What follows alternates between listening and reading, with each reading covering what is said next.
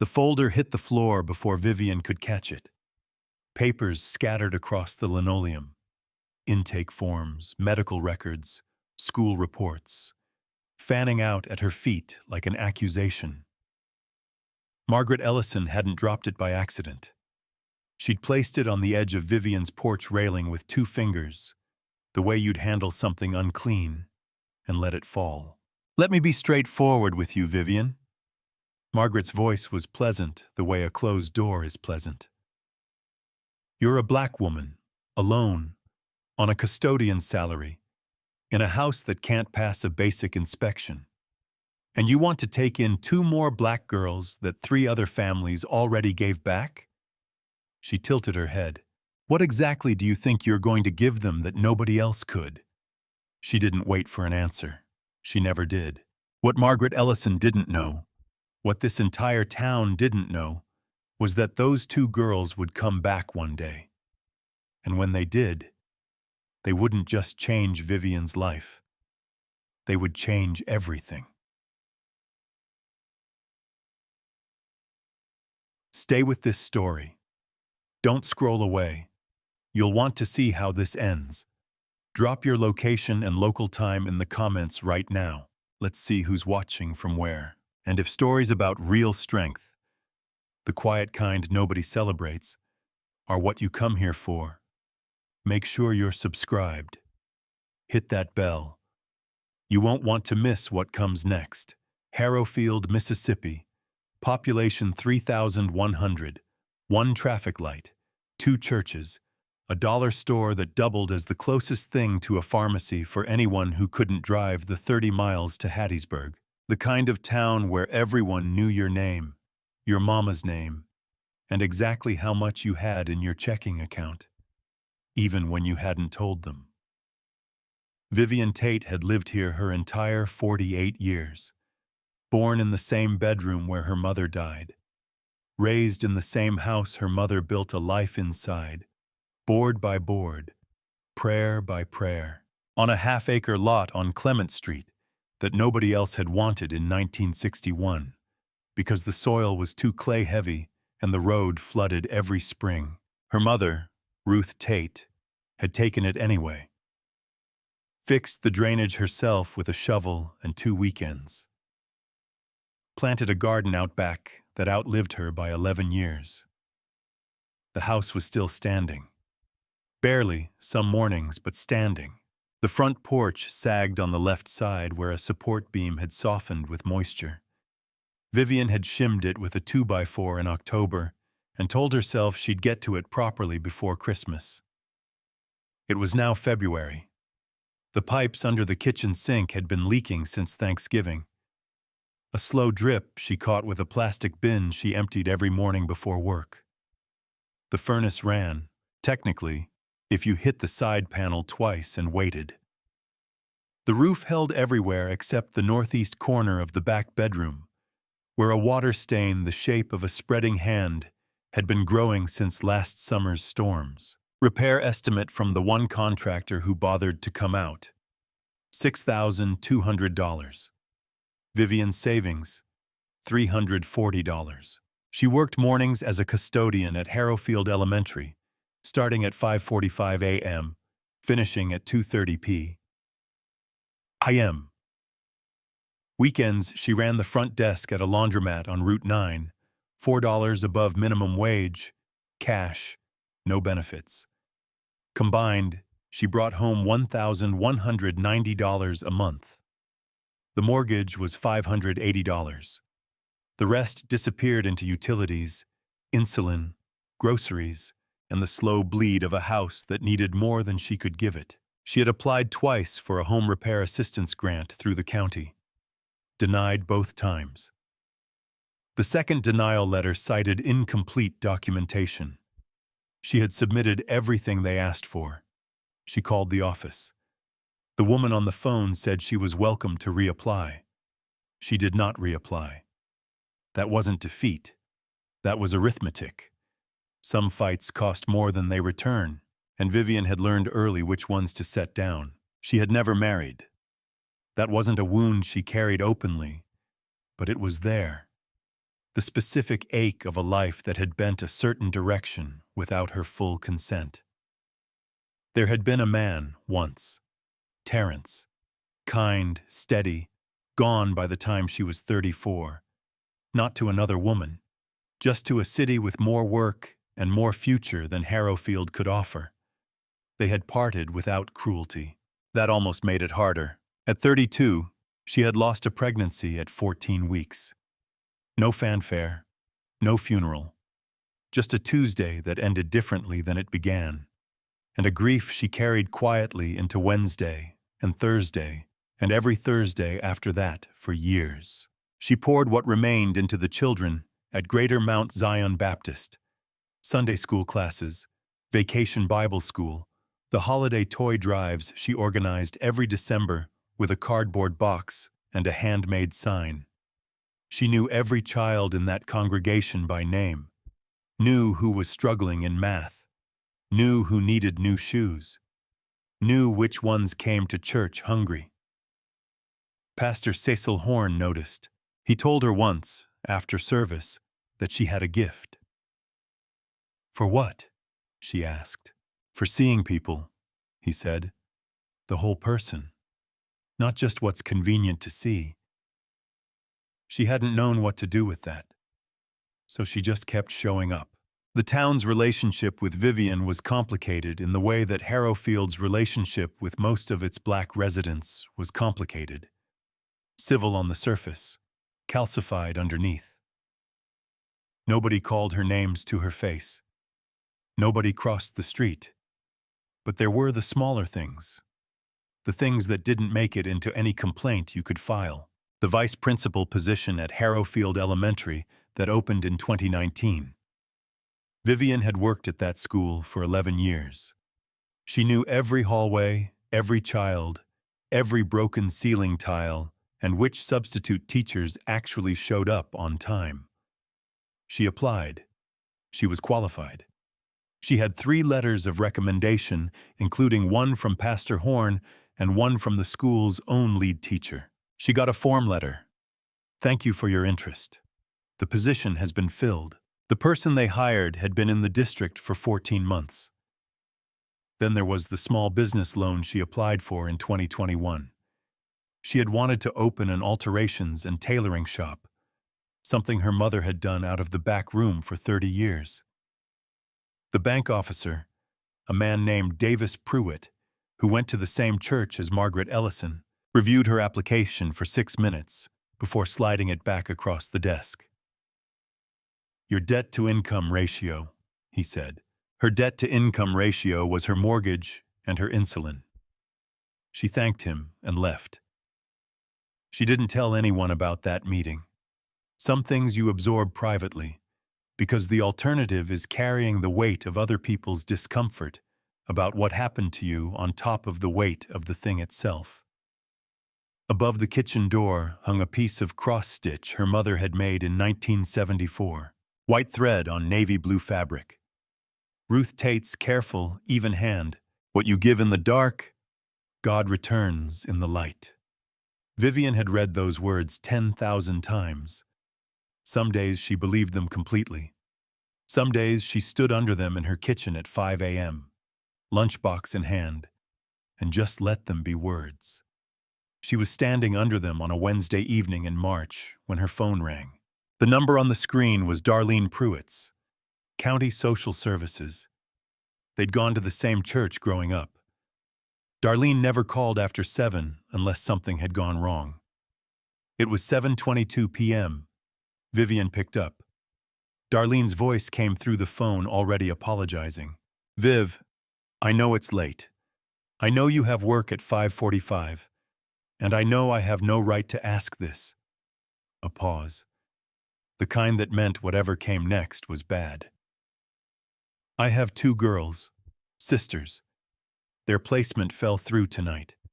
Family called me 3 hours ago, said they couldn't continue. I've called 8 homes. 8, Viv. Nobody will take both of them together. And I am not splitting these children up. I won't do it." Vivian set her lunchbox down on the counter. "What are their names? She heard Darlene exhale, relief and sorrow braided together. Amara, she's 14, and Simone, she just turned 9 last month. What happened to their parents? House fire, 14 months ago. Electrical fault in the kitchen wall, the kind that smolders for hours before it catches. Their parents didn't make it out.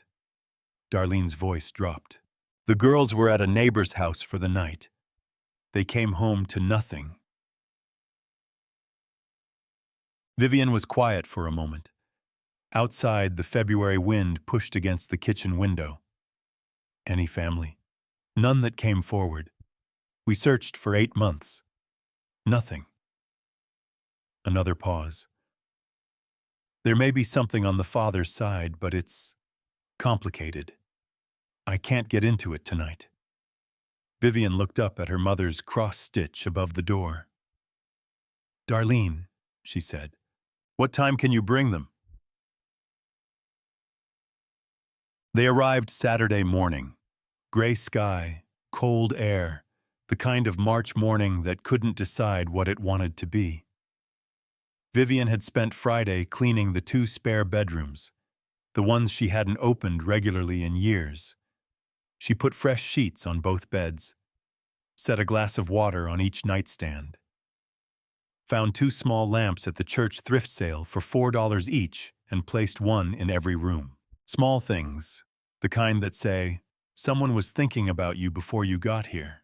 The county car, a white Chevy Malibu with a cracked dashboard, pulled up at 9:15 a.m. Vivian watched from the porch, then stopped herself and walked down, all the way to the car. She didn't wait at the door like a checkpoint. She went to meet them. The passenger door opened first. Amara stepped out, 14 years old, tall for her age, with her mother's jaw and eyes that had already learned how to calculate an exit. She wore a gray hoodie, sleeves pushed up, and on her left hand, the back of it, near the thumb, a burn scar, healed but permanent, pale against her dark skin.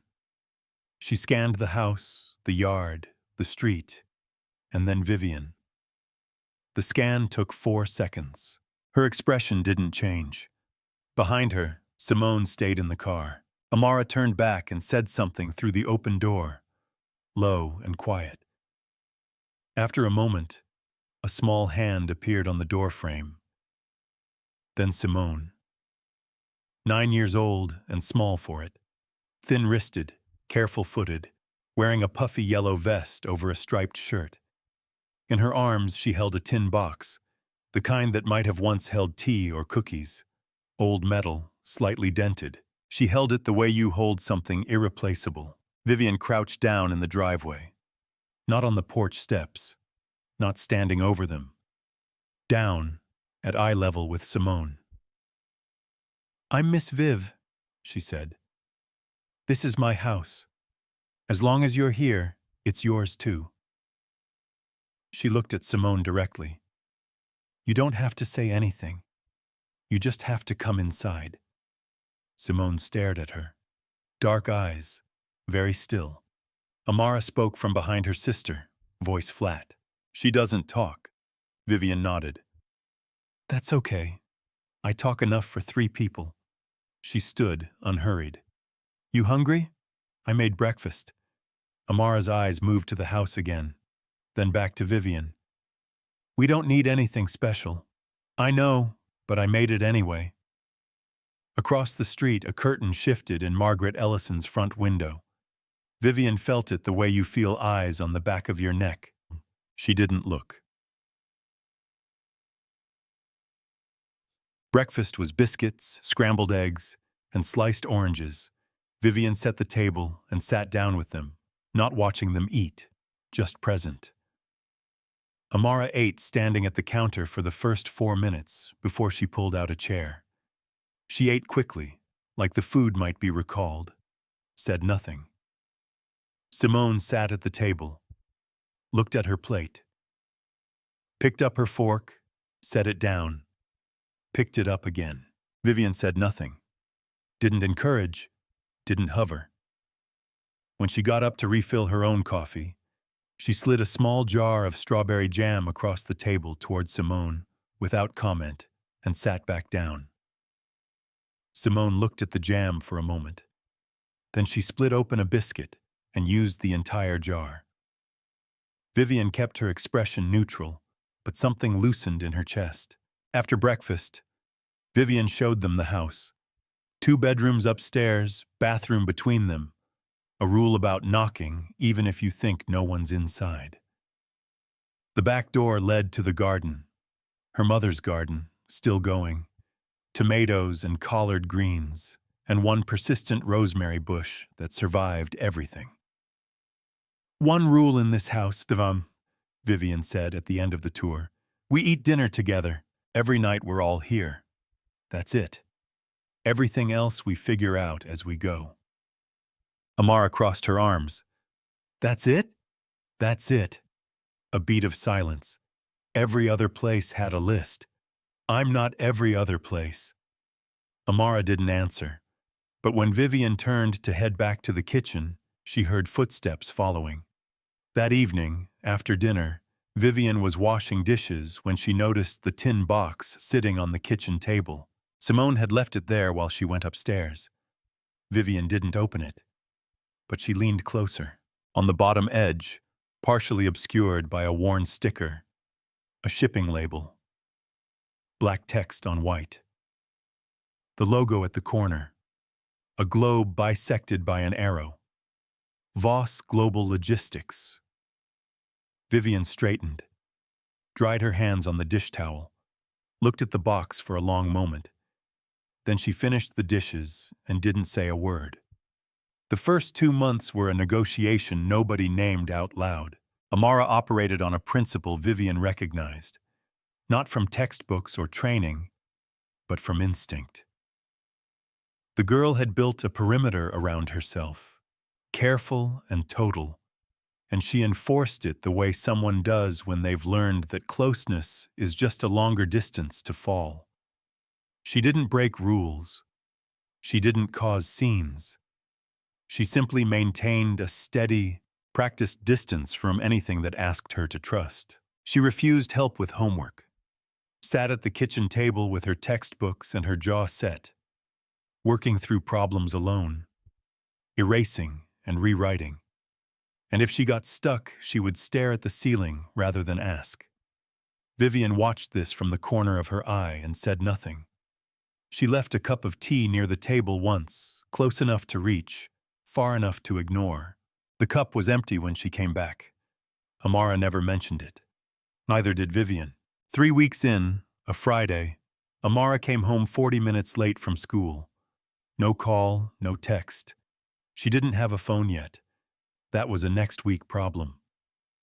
When the door opened, Vivian was sitting at the kitchen table with both hands around a mug, not working, not doing anything, just sitting. Amara stopped in the doorway, braced. Vivian looked at her, looked at the split on her lower lip, barely closed, already purpling, looked at the dried blood at the corner of her mouth and the way she was holding her right hand slightly away from her body. She didn't ask what happened. She got up, went to the bathroom, came back with the first aid kit and a clean cloth and a bowl of warm water. She set it all on the table and sat down beside Amara, not across, beside. "You don't have to tell me," Vivian said. "But let me clean that up." Amara stood in the middle of the kitchen for a moment. Something moved behind her eyes. The old calculation, the weighing. Then she sat down. She let Vivian clean the cut. Didn't flinch. Didn't speak. Finally, there were 3 of them, going after Simone at the bus stop. Vivian pressed the cloth gently to her lip. "Did they get to her?" "No." "Good." Amara looked at her sideways. "That's all you're going to say?" "For tonight, yes." Vivian recapped the antiseptic. "You don't have to fight alone in this house, Amara. That's not a rule. That's just the truth." She paused. But we're also going to figure out a better solution than 3-on-1 at the bus stop. Starting Monday. Amara said nothing. But she didn't leave the room either. She sat there while Vivian cleaned up the first aid kit. And then she sat there a little longer. And then she ate the dinner that was waiting warm on the stove without being asked. Simone's silence was a different kind of weight. It wasn't emptiness. Vivian could see that clearly within the first week. The girl was fully present, watching, absorbing, tracking every room she entered with those careful, dark eyes. She just had nothing to say to the world yet, or nothing she trusted the world to receive. Vivian didn't push. She had learned from the children at church that silence asked for company, not correction. Every night she knocked on Simone's door at 8:30, read aloud for 30 minutes. Bud, not Buddy first, then Roll of Thunder, Hear My Cry, then a collection of folk tales her mother had kept on the bottom shelf since the 1980s. She left the lamp on in the hallway. She left a plate of something small outside the door. Crackers, sliced apple, a piece of cornbread. By morning, the plate was always empty. Week 3. Simone started sitting on the stairs while Vivian cooked dinner, just within sight of the kitchen, not inside it. Week 4. She moved to the kitchen doorway. Week 5, a Tuesday, she came in and sat at the table while Vivian chopped onions. And when Vivian slid a knife and a celery stalk across the cutting board without a word, Simone picked it up and started cutting. They cooked together in silence for 40 minutes. It was the best dinner Vivian had made in years. That same week, Simone opened the tin box. It was evening. Vivian was reading at the kitchen table. Simone came downstairs, sat across from her, and set the box between them. She opened the latch slowly, like it required permission she was granting herself. Inside, a folded letter in a woman's handwriting, creased from being read and refolded many times. A photograph. A man and a woman standing in front of a building, laughing. The woman very pregnant, the man's hand on her shoulder. A small brass key on a loop of red string, and under all of it, a Voss Global Logistics employee badge. The woman in the photograph, named in small print below her picture, Denise Carter, Regional Operations Manager. Simone tapped the photograph, looked at Vivian. "Your mama," Vivian said softly. It wasn't a question. Simone nodded. Vivian looked at the photograph for a moment. The woman's smile, bright, unguarded. She was beautiful. She looked up. "You have her eyes." Exactly. Simone's face didn't break all at once. It went slowly, the way ice does, a fine crack running through it, then another. And then it gave way entirely, and the tears came. And they kept coming. And Vivian moved her chair around to Simone's side of the table and put her arm around her and didn't say another word. It was the first time Simone had cried since the fire. "Oh." January came cold and ruthless. The furnace gave out completely on a Thursday night when the temperature outside dropped to 19 degrees. Vivian called 4 repair services. 2 didn't answer. One quoted her a weekend emergency rate of $340 she didn't have. The 4th said Monday was the earliest. She bought 2 propane heaters with the last $60 in her wallet. Set one at each end of the living room, dragged every blanket and spare pillow from every closet in the house, and built what Simone, when she saw it, pointed at with something approaching wonder. A nest, large and layered, in the middle of the living room floor. All 3 of them slept there that night. Vivian in the middle. Simone tucked against her left side. Amara on the right, arms crossed over her chest. Jaw still set on principle. By 3 a.m., Amara's head had dropped onto Vivian's shoulder. She didn't move it. By morning, something had changed in the house. Not fixed. Nothing was fixed. The furnace was still dead. The pipes were still cold, but shifted. Like a room after all the windows have been opened at once. Amara came downstairs for breakfast and said, quiet, not making anything of it. Miss Viv, is there more coffee? First time. That name in Amara's voice in this kitchen. Vivian turned to the coffee pot so the girl wouldn't see her face. Whole pot, she said. Help yourself. She stood at the counter for a moment with her back turned, eyes closed, grateful for something she didn't have words for yet. Then a letter slid through the mail slot in the front door and landed on the floor with a flat, official sound. Vivian picked it up. Read the return address. Office of Child Welfare Review, Harrison County. Her stomach dropped. She turned the envelope over in her hands. Didn't open it yet.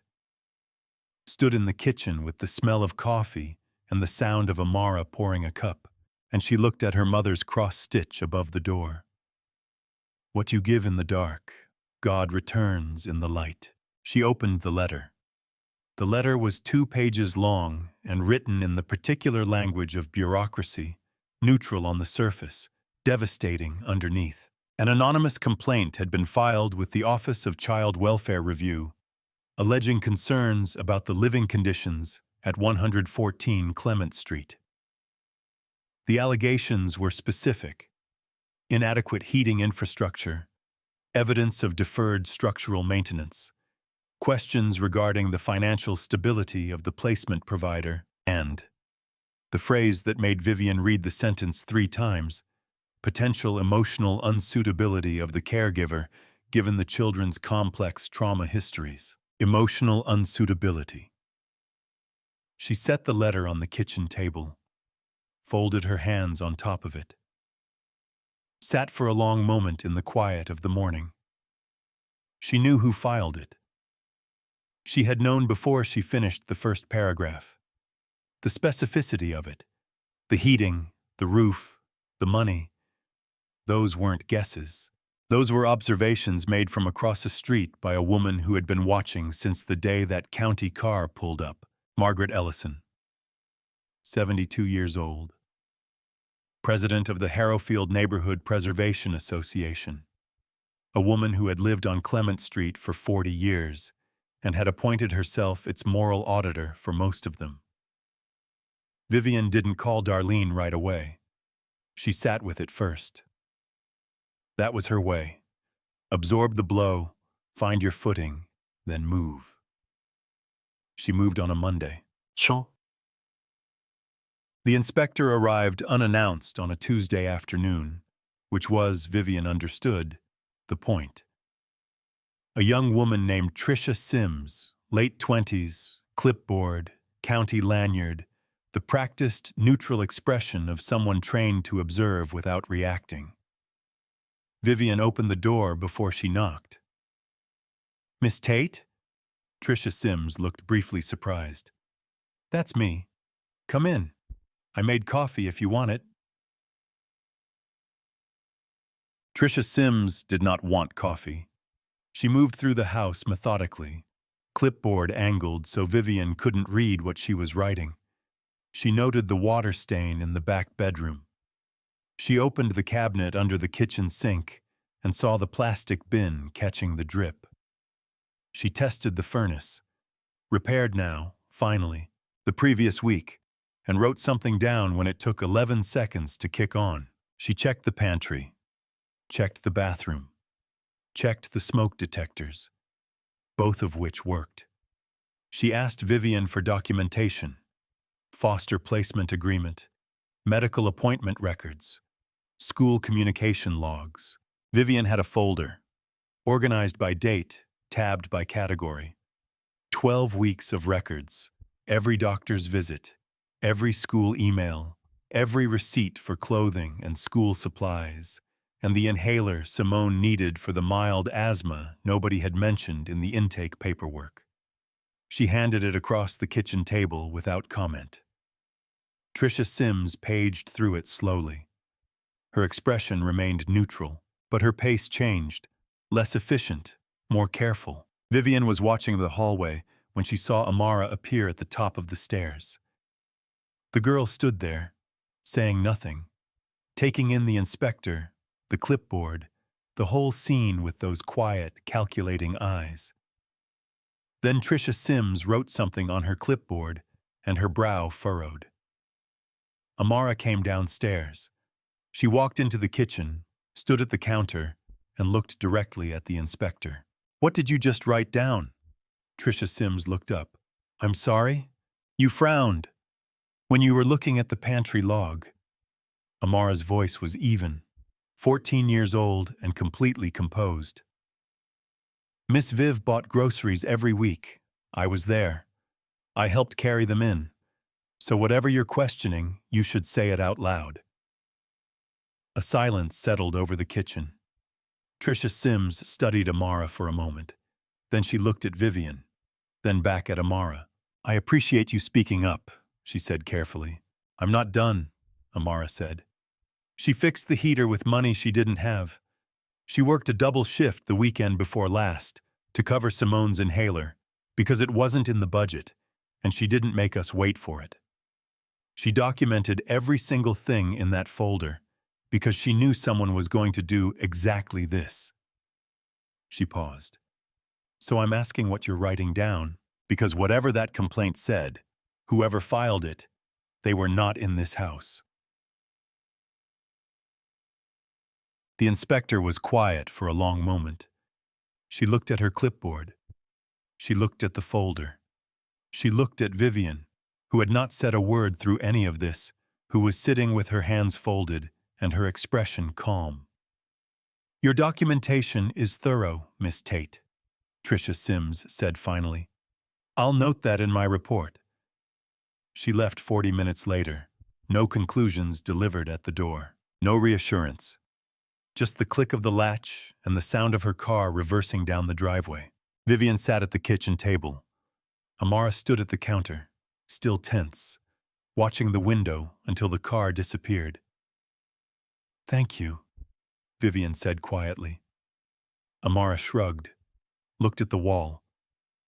"She had no right to come in here and act like you're—" She stopped, pressed her lips together. "She was doing her job," Vivian said. "A complaint was filed. They have to follow up. That part's not wrong." "The complaint was wrong." "Yes," Vivian said. "It was." That evening, Darlene called, voice tight with a fury she was barely containing. She had seen the complaint in the system and immediately recognized the address of the co-filer, a neighbor listed as a concerned community member. "Viv, I am going to—" "Darlene, stop." Vivian's voice was quiet and final. "Don't do anything that makes this harder. Just make sure the girls are protected. That's what matters." Darlene exhaled. "The case is flagged for monitoring. Placement isn't terminated. But Viv—" "I know." A pause. Then Darlene said slowly, "There's something else." About the complaint. It wasn't just Margaret. Her voice shifted, something careful entering it. Someone else co-signed it. Someone with legal representation already involved. She paused again. "Viv, someone has been making inquiries about these girls for months. Formal inquiries, through attorneys." Vivian was very still. "Who?" she asked. "That's what I'm trying to find out," Darlene said. "But whoever it is, they have money, real money, and they want those girls." The line went quiet. Outside, the wind moved through the yard. In the garden, her mother's rosemary bush bent and straightened in the dark. Vivian looked at the cross-stitch above the door. She didn't sleep much that night. It took Darlene 4 days to get the name. She called on a Saturday morning. And the way she said Viv before anything else, slow, weighted, told Vivian to sit down before she heard the rest. Raymond Voss, 68 years old, founder and chairman emeritus of Voss Global Logistics, one of the largest freight and supply chain companies in the southeastern United States. Headquarters in Jackson, offices in Atlanta, Houston, Charlotte. Net worth. According to the most recent Forbes estimate Darlene had pulled up on the library computer, $2.3 billion. The connection took another day to piece together. Darlene had found it buried in the girl's original intake paperwork, a detail that had been flagged at intake and then somehow quietly set aside. The girl's mother, Denise Carter, had worked for Voss Global Logistics for 11 years.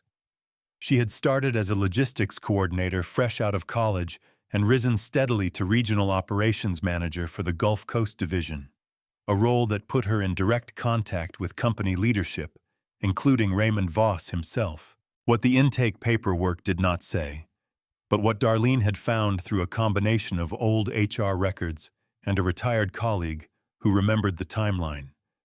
Denise Carter was Raymond Voss's biological daughter. The product of a relationship in the late 1970s, before his marriage, with a woman from Biloxi whom he had quietly supported financially for years but never publicly acknowledged. Denise had grown up knowing who her father was. She had even worked for his company. But Raymond had never claimed her openly, not on paper, not in public, not in any way that could complicate his estate or his family's expectations. When Denise died in the fire, Raymond's attorneys had advised him to stay out of it. The estate implications were messy. His wife, now his ex-wife, had 2 adult sons from their marriage who stood to inherit. Claiming 2 black granddaughters from an unacknowledged relationship was, in the language of his legal team, an unnecessary complication. But Raymond Voss, it turned out, was dying. Stage 3 pancreatic cancer. Diagnosed 14 months ago, almost exactly when the girls entered the foster system. And something in the diagnosis had shifted the calculus. Maybe it was guilt. Maybe it was legacy. Maybe it was something simpler and harder to name. But he had instructed his attorney, Claire Whitmore, sharp, expensive, from a firm in Jackson that billed $600 an hour, to find a clean legal path to custody. She had found one. He arrived on a Wednesday afternoon. Not in a limousine this time. Just a black town car, clean and quiet, pulling up in front of 114 Clement Street, with the kind of unhurried confidence that comes from knowing you have leverage before you ring the bell. Raymond Voss was not a large man. Medium height, silver-haired, moving carefully in the way of someone managing pain they've decided not to show. His suit was charcoal gray and impeccable. He carried nothing. The carrying was for Claire Whitmore, who walked a half-step behind him, with a leather portfolio under her arm, and the expression of a woman who had delivered difficult news to difficult rooms many times and found it straightforward. Vivian met them at the door. She had known they were coming. Darlene had called an hour before with a warning. She had used that hour to make sure the girls were at school, to call Pastor Horn and ask him to be available by phone, and to sit for 10 minutes in her mother's rocking chair on the porch, doing nothing but breathing. She was steady when she opened the door. Raymond looked at the house first. The porch, the shimmered support beam, the peeling paint along the window frames, the tarp that had been replaced, but whose roofline ghost was still visible on the exterior wall. He took it in the way a man takes in a property assessment. Then he looked at Vivian. Miss Tate. His voice was measured, not unkind, which somehow made it worse. My name is Raymond Voss. I believe you've been informed of who I am. I have. Then you know why I'm here. Vivian held the door open. Come in. They sat at the kitchen table. Claire Whitmore opened the portfolio and arranged documents in a precise row. Birth records, genetic testing results already completed from a court petition, a formal custody filing. She had done this efficiently, and the efficiency of it, the preparation, communicated something Vivian was meant to understand. This is not a conversation. This is a notification, Raymond spoke. I understand you've provided care for my granddaughters. I want you to know that's not without value to me, and it will be acknowledged appropriately. A pause. But these girls are Voss blood. They are the only living descendants of my daughter, and I intend to provide for them in ways that are simply not possible in this context. He said this context without looking around the room. He didn't need to. The room was the context. Vivian kept her hands flat on the table.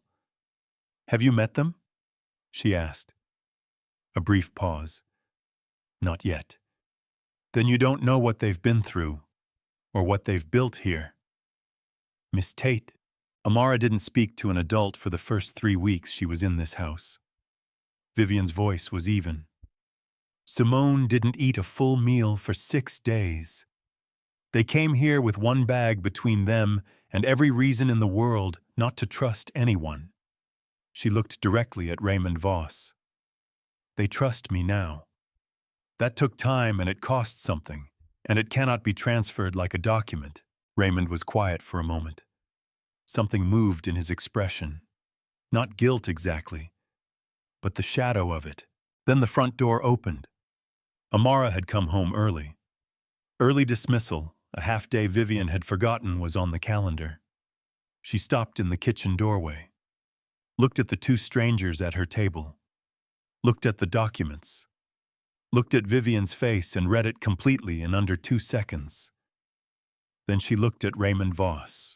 Something passed over her features. Not recognition of the man, but recognition of the type. The kind of person who arrives with paperwork instead of presence, who shows up after the hard part is over and calls it family. We're not going, Amara said. Raymond looked at her for the first time.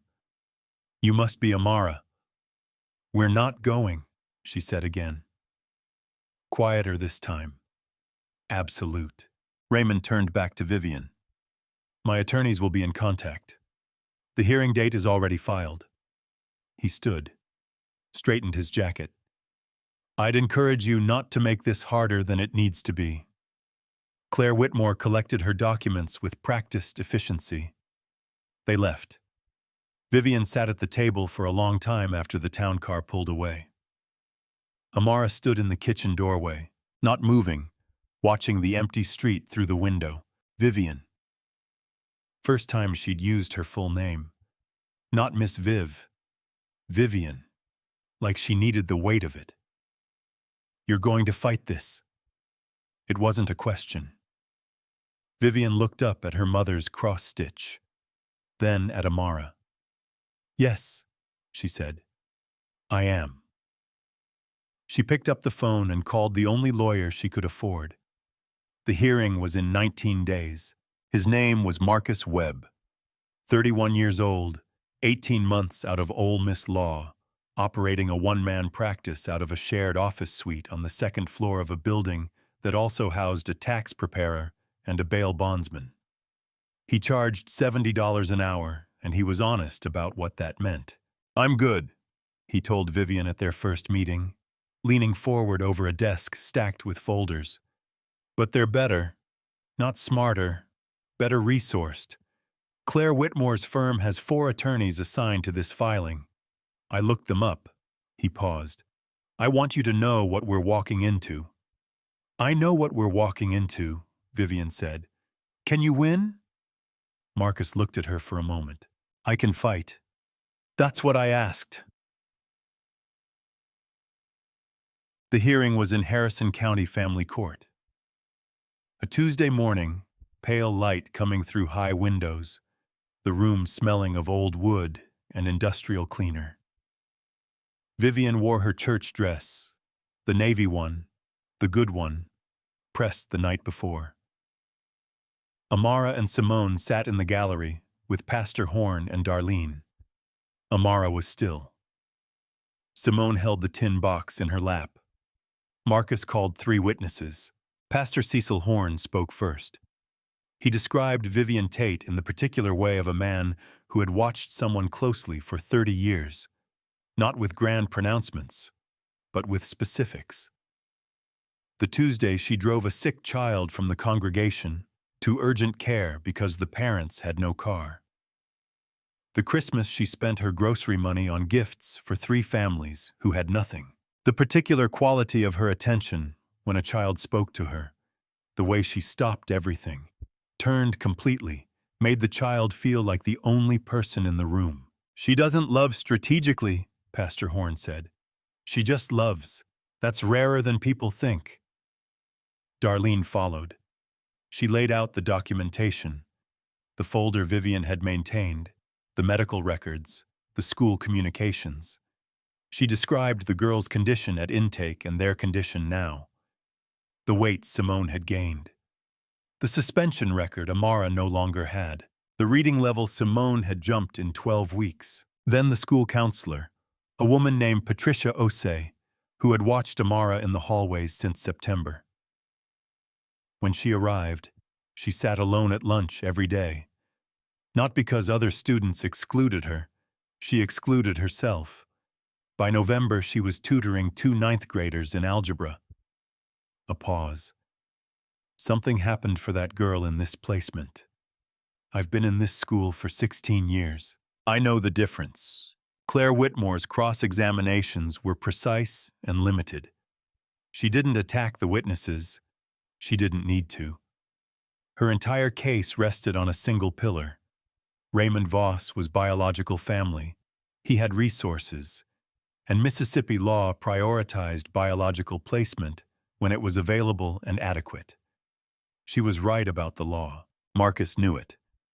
He had told Vivian on the phone the night before, quietly, so the girls wouldn't hear. The law is not on our side. The judge is going to follow precedent. Our only chance is to make this about the children's specific needs, not general principle. Which was when Simone asked to speak. Vivian hadn't asked her to. Nobody had. Simone had been sitting in the gallery with the tin box in her lap, watching the proceedings with those careful eyes. And then she had tugged Darlene's sleeve and whispered something, and Darlene had leaned down and listened, and then looked up at Marcus with an expression that made him stand immediately and approach the bench. The judge, a woman named Honorable Patricia Graves, 60 years old, 20 years on the family court bench, looked over her glasses at the gallery, at Simone, at the tin box. She allowed it. Simone walked to the front of the courtroom alone. She was small in that space, small against the wood paneling, the high ceiling, the rows of people watching. She stood at the microphone that was too tall for her and waited while the bailiff adjusted it downward. The room was completely still. Simone looked at the judge. She didn't look at Raymond Voss, who sat at the opposing table in his charcoal suit.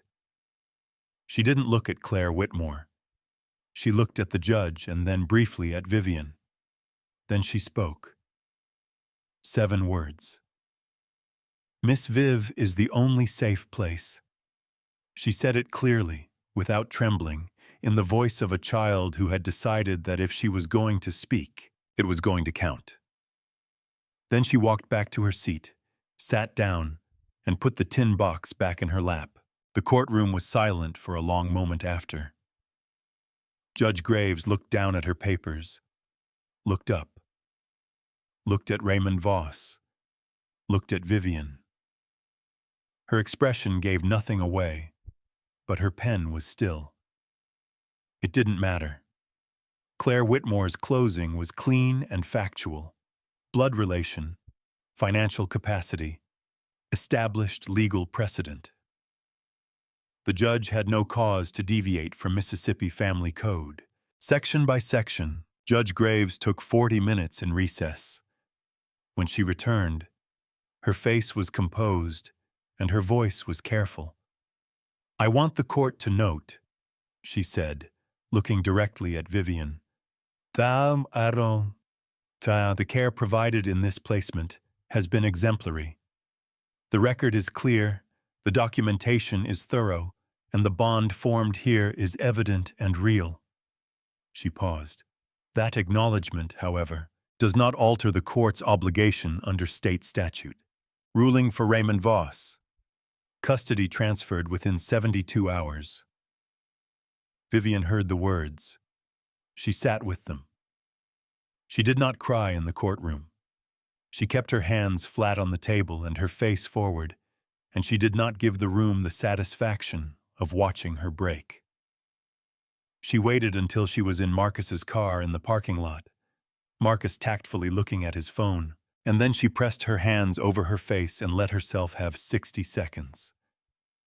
Exactly 60. She counted them. Then she took her hands down, looked out the windshield, and said, "What's next?" Marcus looked at her. "Appeal is possible, but how long?" "Months. And the outcome, I know." She nodded once. "Thank you, Marcus, for all of it."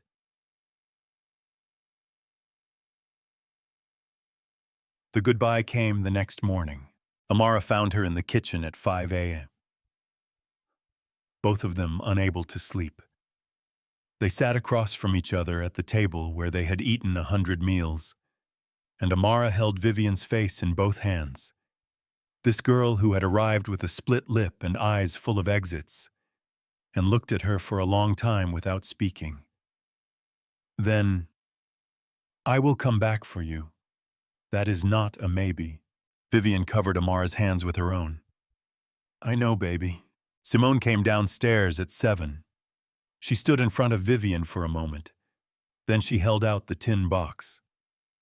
"Keep it," she said. Her voice was steady. "It's safer with you." Vivian took it, pressed it against her chest. The town car came at 9. Vivian stood on the porch and watched it go. Watched until it turned at the corner of Clement Street and disappeared behind the tree line.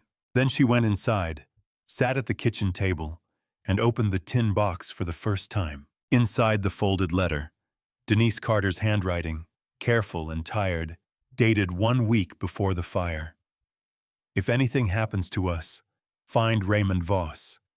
He owes us everything. He knows what he did. Make him answer for it." And on the last line, smaller, like it had been added after, "Tell my girls I never stopped fighting for them. Tell them that first." Vivian set the letter down, looked at her mother's cross-stitch above the door. She sat with it for a long time. The first letter came back in April. Vivian had written it carefully, 2 pages, longhand, addressed to Raymond Voss's estate office in Jackson. She had not asked for anything. She had not made demands. She had simply written about the girls, what they liked to eat, what made Amara laugh when she thought no one was watching, the way Simone hummed to herself while she read. Things a grandfather might want to know. Things that might remind him that he had taken children from a home, not furniture. The envelope came back 11 days later. Return to sender. Address not recognized. She wrote again.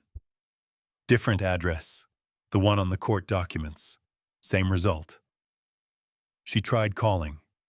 The number for Voss Global Logistics Corporate reached a receptionist who transferred her to a legal department voicemail that was never returned. She found a second number through directory assistance. Disconnected. In September, 8 months after the girls left, Vivian drove to Vernon Academy in Vermont. 12 hours each way in a borrowed Nissan with a slow tire she stopped to refill twice. She had looked the school up at the Harrowfield Public Library. Private, elite, $58,000 a year. Iron gates on a stone wall. A guardhouse with 2 security personnel. She told them her name, told them why she was there. The guard was polite. Genuinely, she thought, apologetic. "Ma'am, Mr. Voss has filed a visitor restriction order covering this placement.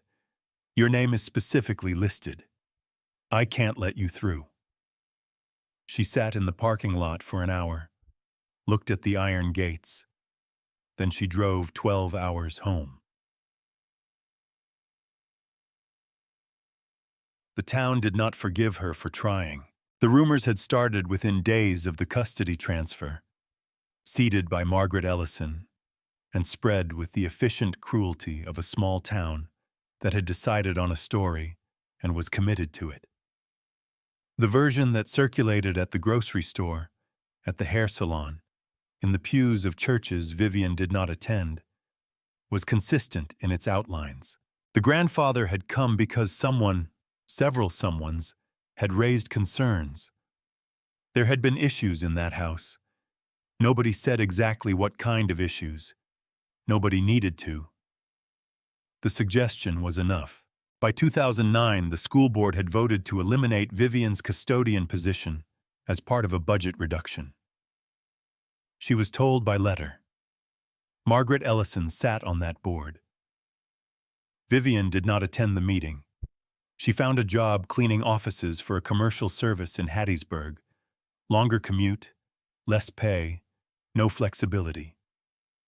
She took it. In 2014, she found a lump she ignored for 2 months before she couldn't anymore.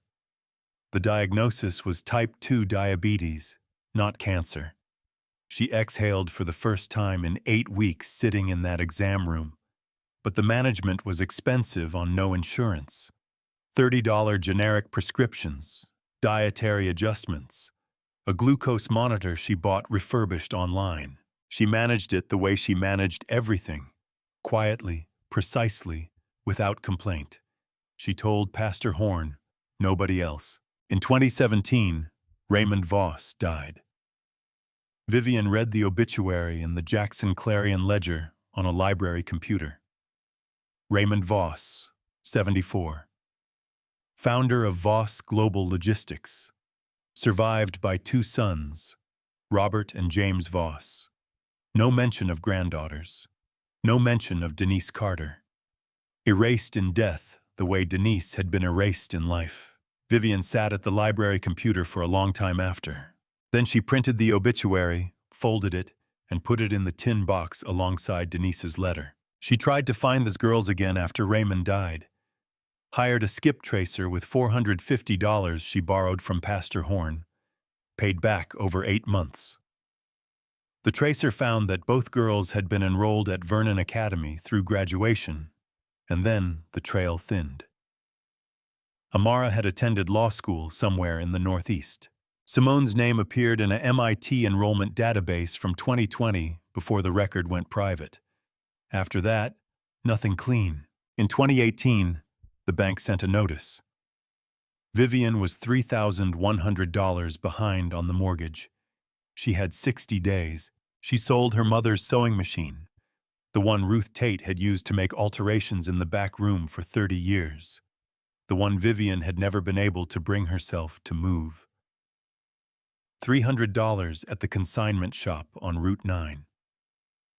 She sold the good jewelry, her mother's pearl earrings, a gold bracelet from a Christmas she no longer remembered clearly.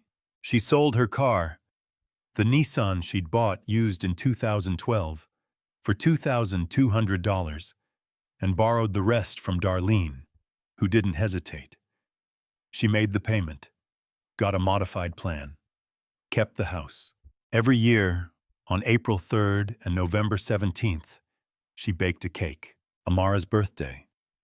Simone's birthday. She set the cake on the kitchen table, said a prayer, ate one slice and then photographed it with the disposable camera she bought at the dollar store. She kept the photographs in a shoebox on the top shelf of her bedroom closet. 18 years of birthday cakes, 2 per year. Yellow cake with chocolate frosting for Amara, who had mentioned once, passing through the kitchen, that it was her favorite. Vanilla with strawberries for Simone, because that was what she had reached for that first morning at the table when Vivian slid the jam across without a word. She did not know if the girls were alive. She did not know if they thought of her. She prayed every night. Not for herself, she was specific about that, but for them. Lord, keep them safe. Keep them whole. Let them know, somewhere, that they were loved here. In 2023, the bank wrote again. 3 months behind. Total owed $2,700.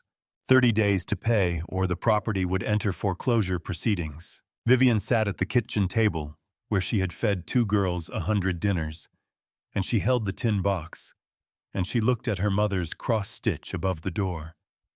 She had $183 in her checking account. She did not open the tin box.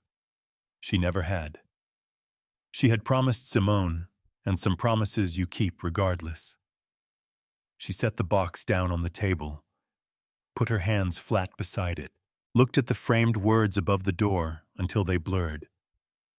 What you give in the dark, God returns in the light. She had been waiting a long time for the light.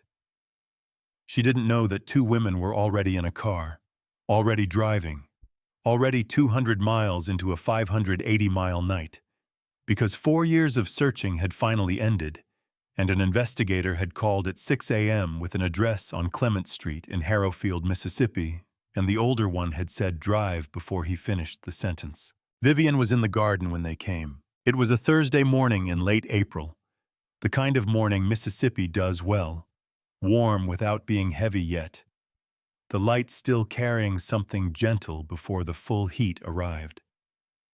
She was on her knees, astrines in the dirt, between the collard greens and the tomato stakes, pulling weeds the way her mother had taught her, starting from the base, getting the root or not bothering. 7 days until the foreclosure deadline. She had made peace with it, mostly. The house was walls and floorboards and her mother's curtains. What had happened inside it couldn't be foreclosed. She told herself that every morning. Some mornings it was enough. She heard the car before she saw it. The sound of it was different from the usual traffic on Clement Street. Quieter engine, slower approach, the particular deceleration of someone looking for a specific address. She sat back on her heels and looked up. A rental car, silver, parked in front of the house. 2 doors opened at the same time. The woman who stepped out of the driver's side was tall. Tailored jacket, natural hair pulled back. The posture of someone who had learned to occupy space deliberately. She moved around the front of the car with a purposefulness that was familiar. The way someone moves when they have been rehearsing a moment for years and are now finally inside it. Vivian's hands went still in the dirt. The woman stopped at the garden gate, looked through it, and Vivian saw her face. The jaw. Denise Carter's jaw, strong and clean. And the eyes. Those eyes that had scanned every room for exits, that had watched and calculated and decided slowly, carefully, to trust. Amara, 32 years old, standing at the gate with her hand on the latch, and for just a moment, one single moment, she looked exactly like the 14-year-old who had stepped out of a county car onto this driveway and decided to give the world one more chance. From the passenger side, quieter, came Simone. 27 now, glasses, a small, careful smile, and in her hands, a tin box. Old metal, slightly dented. The watering can Vivian had been reaching for tipped and fell. She didn't notice. She stood up from the dirt slowly. Her knees protested. She didn't care. Amara unlatched the gate. "We said we'd come back," she said. Her voice was steady. Her eyes were not. Vivian couldn't speak. She tried, and nothing came. "You kept your promise," Amara said, softer now. She looked at the garden, at the house, at the cross-stitch visible through the kitchen window. "You stayed." Vivian found her voice somewhere, small and unsteady. "You kept yours first." Amara walked through the gate and crossed the garden in 4 steps, and then they were holding on. Vivian's dirty garden hands, and Amara's tailored jacket, and none of it mattering at all. And Simone came in from the other side, and the three of them stood between the collard greens and the tomato steaks and held on for a long time. The street was quiet. A curtain moved in Margaret Ellison's window. Nobody cared. Inside, they sat at the kitchen table. Same table, same chairs. Same afternoon light coming through the same window at the same angle. Amara and Simone looked around the kitchen, the way you look at something you've held in memory for so long, you're checking it against the real thing. The framed cross-stitch above the door. The same dish rack. The same rocking chair visible through the doorway. Simone's eyes stopped at the refrigerator, a photograph held by a magnet. Faded at the edges, the colors slightly shifted with age. Two girls at a kitchen table, one of them holding a biscuit, the other one looking at a jar of strawberry jam with an expression of complete concentration. "You kept it," Simone said. "I kept everything," Vivian said. She got up, went to the bedroom, came back with a shoebox. She set it on the table and opened it. 36 photographs, 18 years of birthday cakes.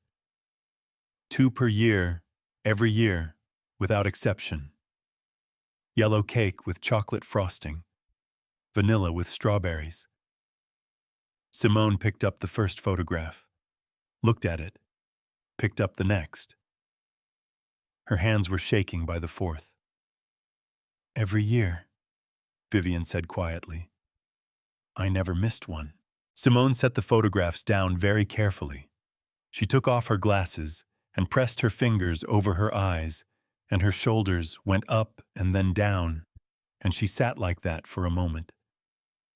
Amara put her hand flat on the table between all of them. Then she looked at Vivian. "We know about the bank."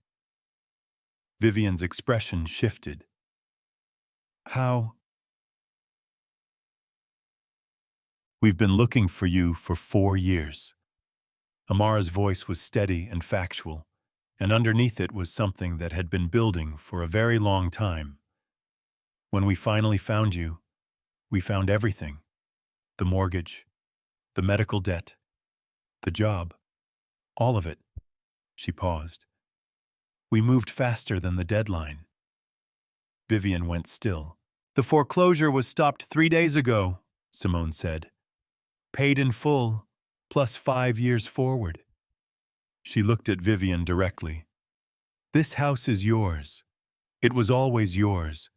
It will never be anyone else's." The room was very quiet. Vivian looked at her hands on the table, still faintly dirty from the garden.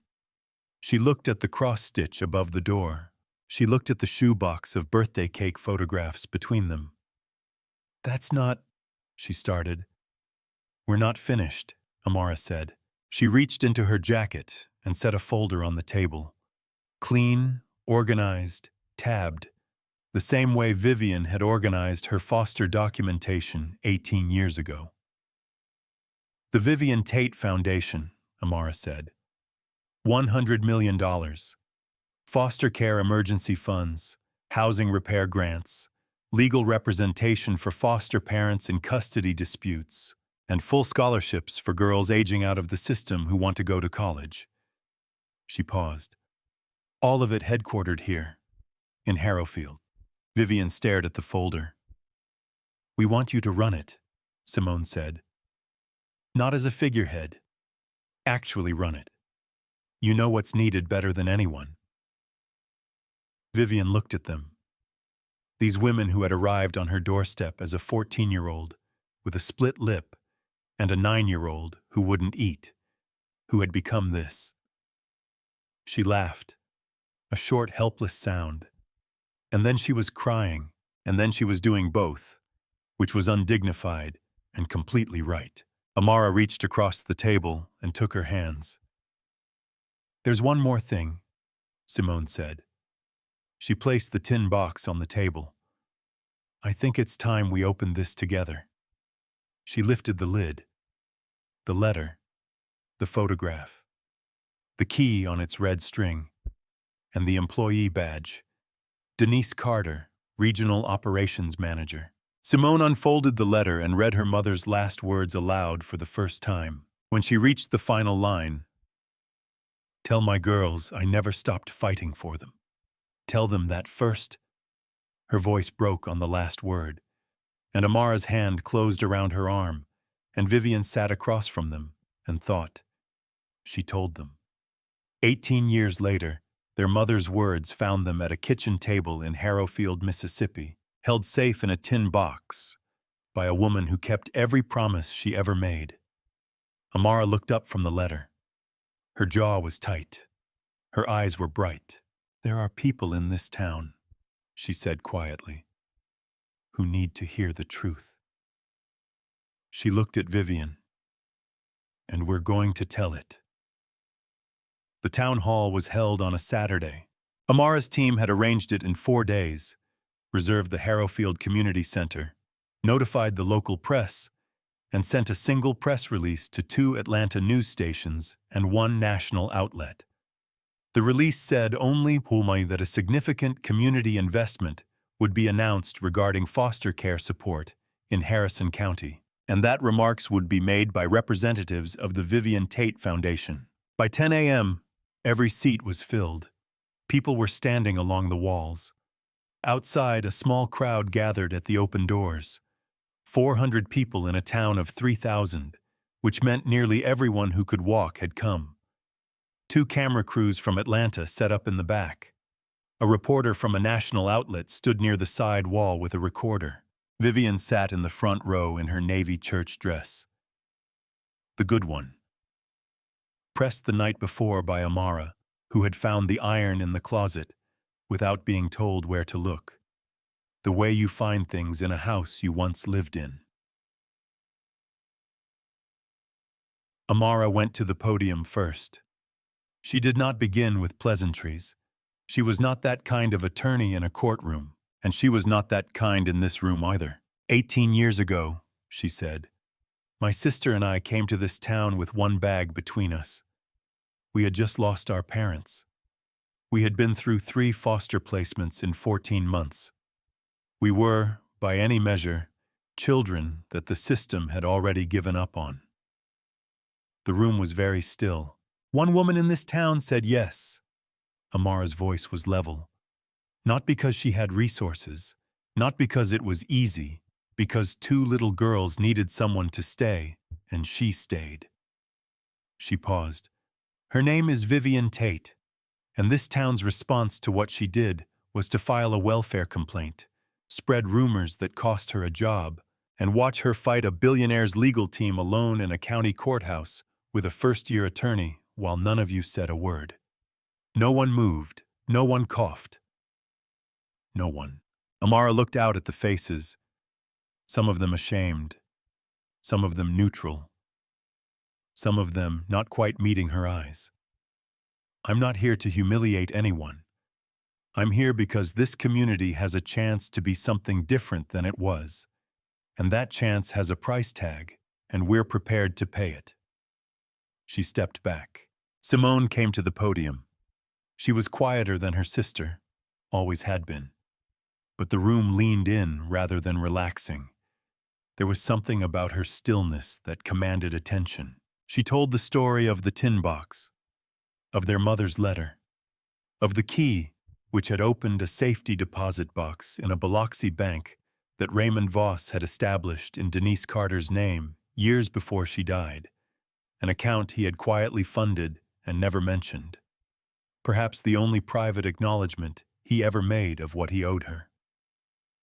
The account, accessible once the estate was settled and the legal path cleared, had been one component of what Amara and Simone now managed. Our mother left us a message, Simone said.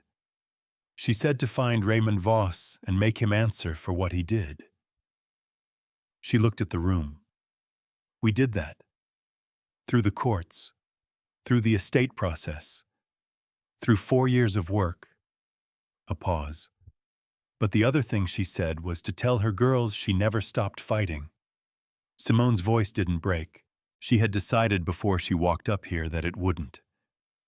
Miss Viv told us that, 18 years after our mother wrote it. She kept that letter safe in a tin box, and she never opened it, because she made a promise to a 9-year-old girl and she kept it. She stepped back. That's who we're here for. Vivian was brought to the podium by both of them, one on each side. She looked out at 400 people. Neighbors, former colleagues, people who had paused conversations when she walked into a room, people who had signed a complaint, or heard about one and said nothing, or watched a county car take 2 children away and gone back inside. She gripped the podium edges, took a breath. "I didn't do it for recognition," she said. Her voice was clear and unhurried. "I did it because 2 little girls needed someone to stay. That's the whole story." She looked out at the room. "I would do it again tomorrow. I would do it for the next child Darlene Pruitt calls me about, and the one after that." She paused. "I just hope this time some of you would do it with me." Margaret Ellison was in the 3rd row, 81 years old now. Her daughter had driven her. She had sat through every word with her hands folded in her lap, and her face very still. When Vivian stepped back from the podium, Margaret stood. Her daughter reached for her arm. Margaret shook her head gently. She made her way to the aisle, to the front, to the edge of the stage. Slowly, with the particular determination of someone who has decided to do something hard and is going to finish it, she climbed the 2 steps, walked to Vivian, and in front of 400 people, 2 camera crews, and a national reporter with a recorder, Margaret Ellison's legs went and she caught herself on the podium and then simply stopped trying to stand and went to her knees. Her voice shook. "Vivian, I was wrong. Everything I said, everything I did to you." Tears ran down her face without restraint. "I was cruel and I was wrong and I am so sorry. I am so sorry." The room was completely silent. Vivian looked down at this woman who had made her life smaller for 2 decades, who had filed a complaint against a foster mother caring for grieving children, who had set something in motion that a billionaire had finished. She reached down, took Margaret's hands, helped her to her feet. "I forgave you a long time ago, Margaret," she said quietly. "Holding on to it only hurts the one holding." She pulled her into an embrace. The room came apart. Applause, then tears, then both at once. The specific sound of a community confronting itself and maybe beginning to mean something different. 1 year later, Harrowfield was not unrecognizable. It was still small, still 1 traffic light, still the kind of place where everyone knew your name. But some things had changed in ways that mattered. The Tate Center for Family Preservation opened on Clement Street. 3 stories, modern and bright, the nicest building for 40 miles. On the front wall, a bronze relief, a woman kneeling in a garden, her hand extended toward a child. Beneath it, carved in stone, her mother's words, "What you give in the dark, God returns in the light." 39 families in Harrison County had registered to become foster parents. Before the foundation, 4. 51 full scholarships awarded to girls aging out of the system. 27 homes repaired and rebuilt, including, at Amara's specific instruction, the homes of 3 families who had spread rumors about Vivian for years. No conditions attached. Amara relocated her practice to Jackson, 40 minutes from Harrowfield, close enough for Sunday dinner, which happened every week now at Vivian's table. Loud, full, overflowing with people who had found their way to this house by different roads. Simone opened a technology nonprofit inside the Tate Center. She named it the Denise Carter Initiative. Her first project, a digital record system to prevent foster siblings from being separated by paperwork failures. The kind of thing that had nearly happened to her and Amara 18 times.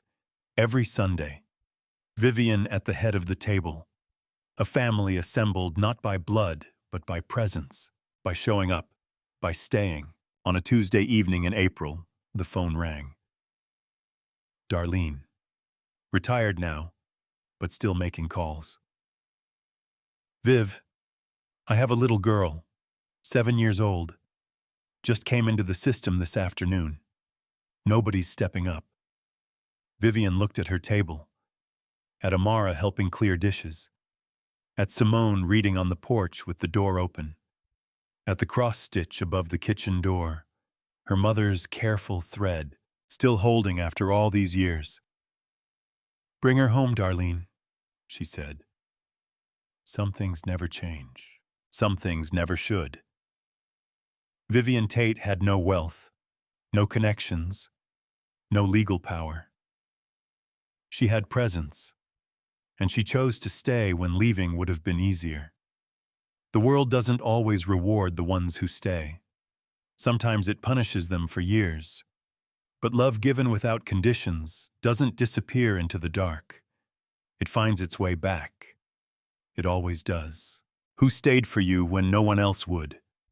Name them in the comments. They deserve to be remembered. And if this story reached something in you, you already know what to do. Subscribe, hit that bell, and come back. We tell stories like this every week because they're real and because they matter.